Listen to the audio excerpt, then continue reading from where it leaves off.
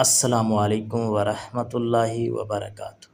عزیز طلباء، اس لیکچر میں ہم جانیں گے سورۃ التوبہ کے اہم علمی و عملی نکات۔ تو عزیز طلباء، سورۃ التوبہ کے مطالعے سے جو علمی اور عملی نکات معلوم ہوتے ہیں ان میں سے چند ایک درج ذیل ہیں۔ دشمنوں میں بھی اگر کچھ لوگ عہد پر قائم ہوں تو ان کا لحاظ کرنا چاہیے۔ ان کے ساتھ عہد شکنی کرنے والوں جیسا سلوک نہیں کرنا چاہیے۔ نمبر 2، حالت کفر سے اسلام میں آ جانے والے مسلمانوں کے بھائی بن جاتے ہیں اور وہ حقوق میں دوسرے مسلمانوں کے ساتھ برابر کا حق رکھتے ہیں۔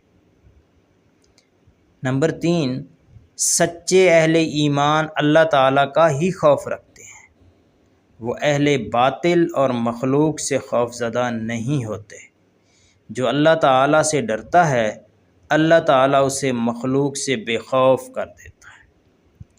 نمبر 4، اہل ایمان کا کامل بھروسہ اللہ تعالیٰ پر ہوتا ہے۔ اللہ تعالیٰ کی طرف سے جو بھی فیصلہ ہو وہ اس پر راضی رہتے ہیں۔ نمبر 5، وہ لوگ جو دوسروں کو تکلیف پہنچاتے ہیں ان کے لیے دردناک عذاب کی وعید ہے۔ نمبر 6، اللہ تعالیٰ کے نزدیک یہ منافقانہ طرز عمل ہے کہ بندہ مال کے حصول اور رزق کی فراوانی کے لیے تو دعائیں کرے، لیکن جب اللہ تعالیٰ اسے مال اور خوشحالی عطا کرے تو وہ اللہ تعالیٰ کی راہ میں مال خرچ کرنے کی ذمہ داری فراموش کر دے۔ نمبر 7، اللہ تعالیٰ اپنے محبوب بندوں کی نگہبانی فرماتا ہے۔ اللہ تعالیٰ کے محبوب بندوں کو جب کوئی تکلیف پہنچاتا ہے تو اللہ تعالیٰ ان کی حفاظت فرماتا ہے۔ نمبر 8، منافق جہاد اور نیکی کے کاموں میں پیچھے رہنا پسند کرتے۔ کیا آپ جانتے ہیں رسول پاک خاتم النبیین صلی اللہ علیہ وعلی آلہ واصحابہ وسلم کی دعا بھی شفاعت ہے۔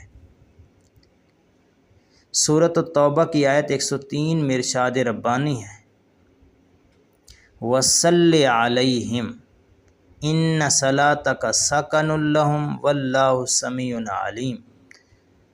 اور ان کے حق میں دعا فرمائیں، یعنی نبی کریم صلی اللہ علیہ وسلم سے خطاب فرمایا جا رہا ہے، اور ان کے حق میں دعا فرمائیں، بے شک آپ خاتم النبیین صلی اللہ علیہ وعلی آلہ واصحابہ وسلم کی دعا ان کے لیے باعث تسکین ہے، اور اللہ خوب سننے والا خوب جاننے والا ہے۔